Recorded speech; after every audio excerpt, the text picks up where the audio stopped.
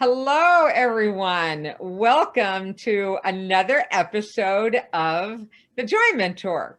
So, we're talking today to an amazing lady, Jaya Jaya Myra.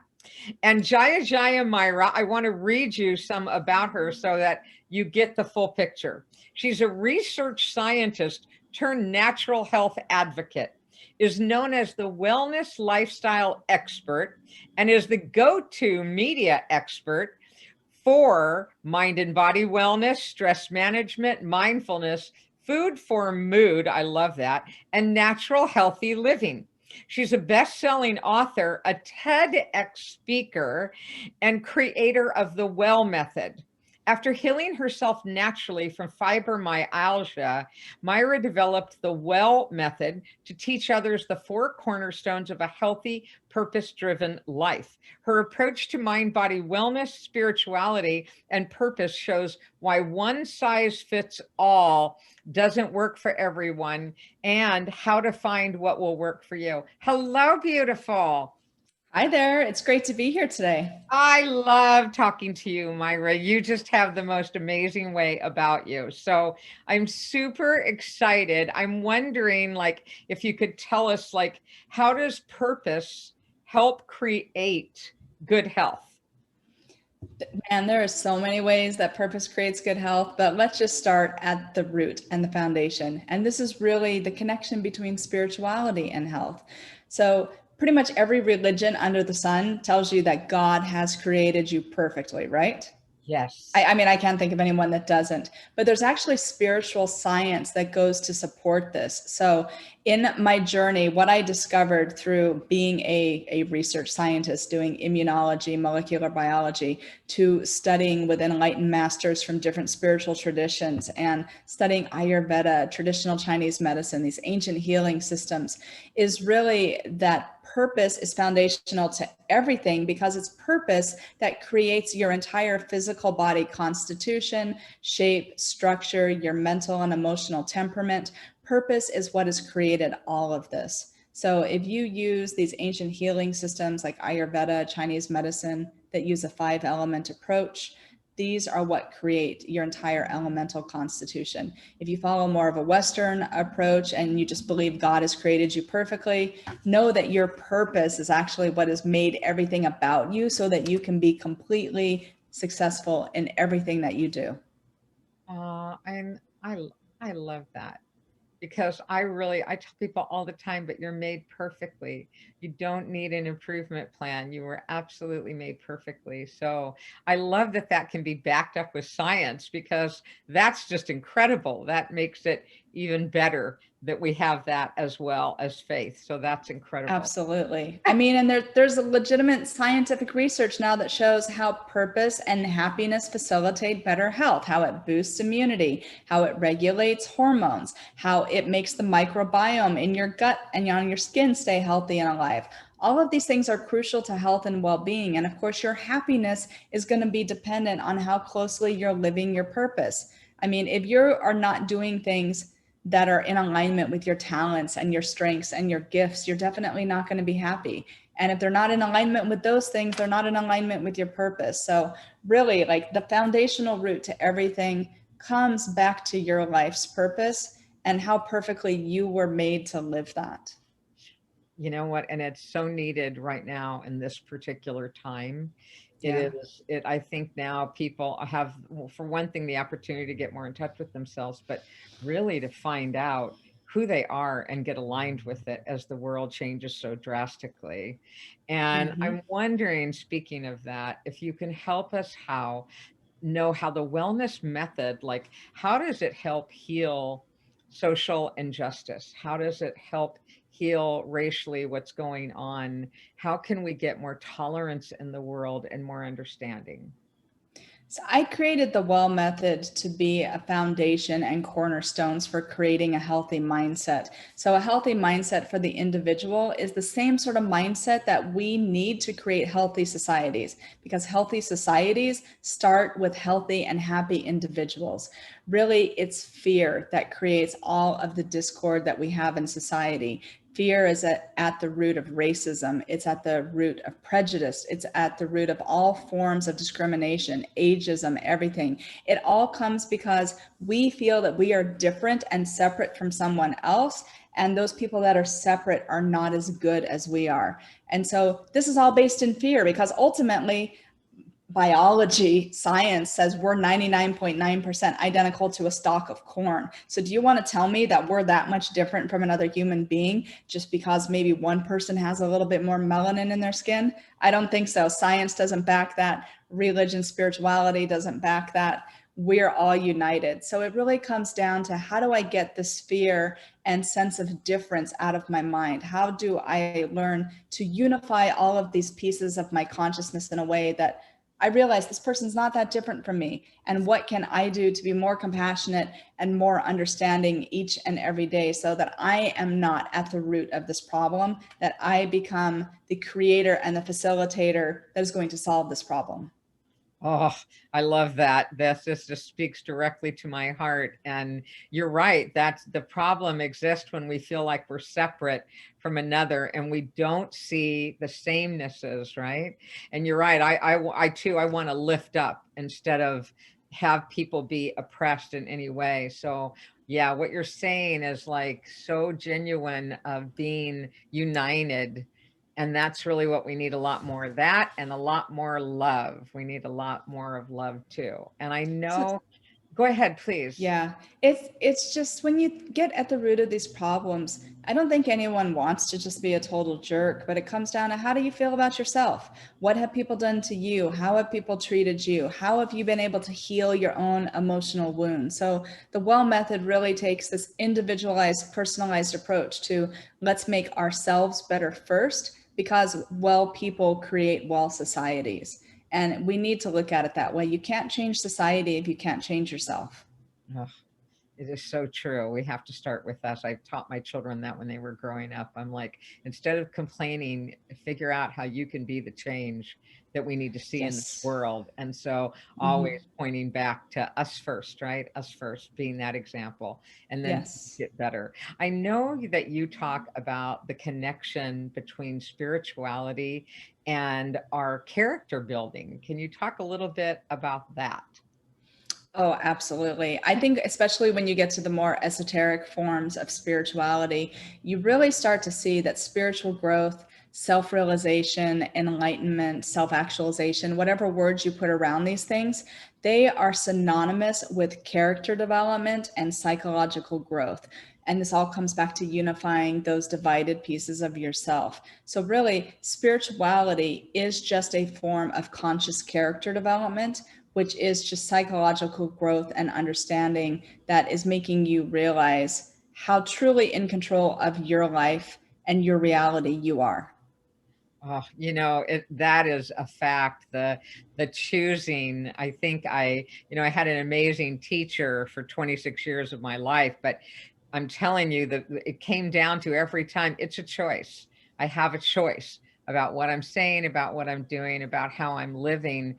And I got more freedom when I stopped blaming anybody and anything around me and started taking responsibility that, wow, I was the creator. I was the Yes. co-creator in these things. So yeah, it's huge. And it led me down another path. I know that you also, like, you talk a lot about nutrition, like how can the wellness method and nutrition, like how does that really change our state of health? So, nutrition and what you eat or what you don't eat are pretty integral to health and well-being, and to mental and emotional health as well. Now, there's different pathways and conduits for this, whether it's the neurotransmitters in the body, things like dopamine, serotonin, norepinephrine, melatonin, all of the hormones that are created that affect our mood, our ability to sleep. These are mostly all impacted through food. Like serotonin, for example. Most people are familiar with serotonin when they think about turkey. It is like when you eat turkey, you get a lot of tryptophan. When you eat tryptophan, it metabolizes in the body to serotonin and makes you want to fall asleep, right? You're happy, you feel good, you feel peaceful. That's what serotonin does, is it makes you feel blissy and peaceful, relaxed, and a little bit sleepy. Now, dopamine is a whole other hormone, a whole other happy hormone, but it's the one that makes you feel excited and motivated. Like after you've just done a good workout and you're like, yeah, I can go conquer the world. That's like what dopamine does for you. But most people don't realize that this is mostly created in the gut. It's created based on the foods that you're eating. So even though these are biochemical connections in the brain, they're facilitated through the food that we are eating on a day-to-day basis. So when you eat the right foods that are going to metabolize to create dopamine, to create serotonin, to create melatonin, which helps you get a good night's sleep, you are going to be much more in control of your mood. There's also the prebiotic probiotic connection from the gut brain axis.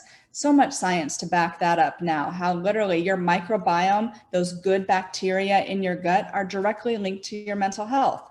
Consume probiotics, consume prebiotics, which is their food source. Prebiotics are fiber, like the type of fiber that like insoluble fiber that cannot be digested. This is what that microbiome feeds on. It's not just so you can have healthy elimination. This is what actually controls your mood.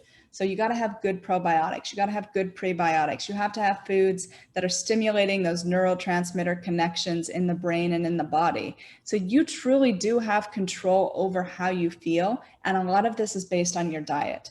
Ayurveda has known this for thousands of years. Nutritional psychology is a very new discipline, but one that's really starting to look at the connection between food and mood and overall well-being. But yeah, eat foods that make you feel good. Stay away from the inflammatory foods, things that make you agitated, make the body inflamed. That stuff is not going to facilitate a healthy mood or mindset. So yeah, a lot of it really does come down to what are you eating? How are you eating? Are you eating whole foods? Are you eating foods that are loaded with preservatives and chemicals? It all can make or break your mental health. I just realized something when you were speaking. Like, I know the difference, right? Because mostly what I do eat is good food and whole food. And so that's normally my diet.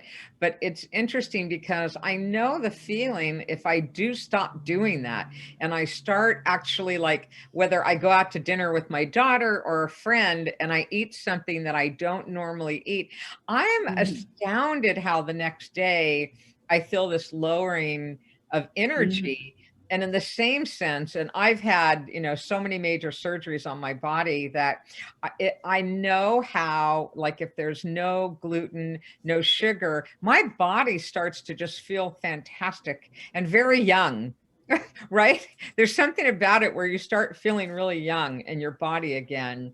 Yeah, And so absolutely. your level of knowledge of the understanding of all of it, like you just really keyed that in me that we really do know what to eat or not eat, right? It's just finding a way to do it. And I'm wondering, is that like how you started to heal yourself from fibromyalgia? I know there's that you did that Mm-hmm. naturally. So is that how, or could you talk to us about what you did to heal yourself?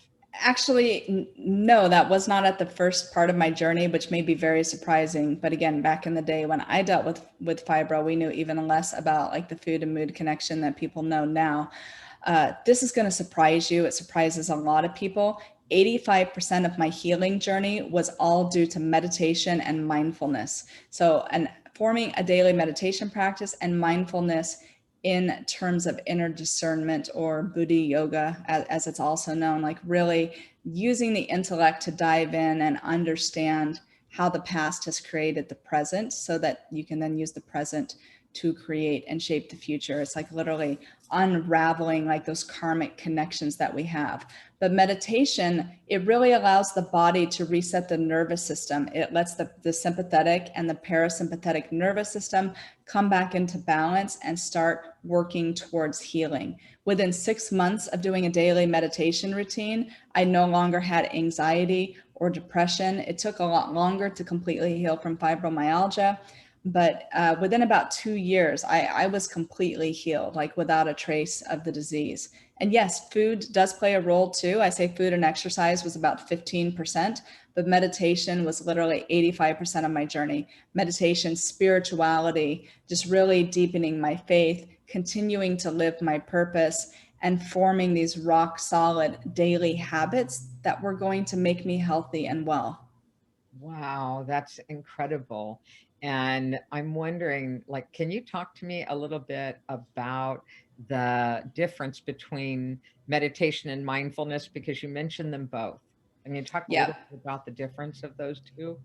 Now, this is just languaging, so I'm going to use like my language and my understanding about this. And I do talk about this in my book, The Soul of Purpose. But to me, meditation now, it can be either active or it can be silent. There's many different ways to meditate. Like you can use a technique to say where you're doing a mantra or a visualization or breathing or something that's helping your mind to focus and concentrate on something. Or you can do a type of meditation to where you try to go into nothing and it's just silence. Now, these are both going to have different impacts on your day-to-day life and your health and well-being. It's ultimately going into that place of silence that helps to reset the parasympathetic nervous system, whereas the techniques are going to help facilitate creating a healthy mindset, changing the way that you think. And a technique can also train your brain to get quiet so that that hamster on the wheel slows down and you can then go into silence. So to me, meditation is either that active technique or that sitting in silence. And mindfulness is that act of inner discernment. It's being conscious and intentional about what you're doing and understanding how what you're doing is impacting the life you are creating. Yeah, and it's interesting that you talk about, the our purpose. And I know you wrote this incredible book, The Soul Purpose, which I've read. It's an amazing book. And I'm wondering if you can talk to everyone a little bit about, like, what does it mean to find your purpose? What does it feel like when you align with your purpose? I think that is a very personal journey for everyone, but really for me, it makes me feel on fire. It literally makes everything that is not in alignment with my purpose, I cannot tolerate it. So to me, like that is how clued into my purpose I am. Like I literally cannot waste my time with doing things that are not in alignment with my purpose because they don't make me feel good. In fact, they make me feel bad. This is why I do everything that I do, like with my speaking, with my books. Communication, whether it's written or verbal, is at the root of everything that I do. Of course, I don't make my entire income as an author. I also run a communications and PR firm. So communication is at the root of everything that I do for a living. That is my purpose. Facilitating people's messages, getting them out into the world, and helping people make a difference. Like, this is what sets me on fire as an individual. I'm here to teach, inspire, guide other people. And when I am not doing that in one form or another, I might as well not be doing anything at all because I have about the same amount of energy. There's this old saying that one of my teachers, gurus, told me. He's like, if you are living your purpose, you're going to have boundless energy. You're never going to run out of energy for doing what you want to do. So a pretty clear sign of if you're living your purpose or not, are you getting fatigued in your day? Are you getting tired? Are you feeling like, okay, I am just done? If you feel that way, you can be 100% assured that what you're doing is not your purpose. I love that because There's just it does. no questions It around feeds that. it feeds your energy, and there's It all this does. incredible energy that comes from inside, right? When we're doing what we love to do, and that's why it always seems like it's bound in timelessness, that there's this incredible piece of it where you look up and it's like, how could that many hours have passed by? Like you've been Mm-hmm. completely enthralled. So I love that. And I Yes. also know the experience of the opposite of that, where as an executive there I was just like so tired and I was working incredible hours, so it just made it Me worse. too. Right, yeah, it Yeah, just no, made it I so much completely hear worse. that. And I had to leave that behind. I had to leave my scientific career behind because of that. I was having to do animal testing in my research, and that definitely Oh, did not go with my ethos and my life purpose. It really was causing this huge crisis of conscience. And I believe that that is a very strong reason why fibromyalgia popped up at that time in my life. oh, you know what, I know you're right, that when we're completely out of alignment, our body is so Your, loving and so your smart. body's going to tell It you. tells us, it's like, look, you're on the Yes. wrong. And I know, because I got too many stress related things during that period of my life, but I was exhausted. And the difference is now I do what I love to do, and I have energy every day, and it doesn't Yes. seem to stop. So I love that you talked about that. And that is a great way for people to know what their purpose is. And I know you have your purpose and you're living it, because you exude this beautiful energy about you. You are just an absolute delight. And I want everyone to know that Jaya Jaya Myra has this outrageous website with incredible resources on it. And the website is right down below, as is a free gift that she is giving all of you. Well, maybe a couple. So, would you talk a little bit about the gift that you're giving? Definitely. I have a free ebook for anyone who wants to check it out. It's my top tips for healthy living. So if you know anything about me, I like to actually help people in a practical way to create synergy in life. So synergy is all about 1 + 1 = 5 instead of 2.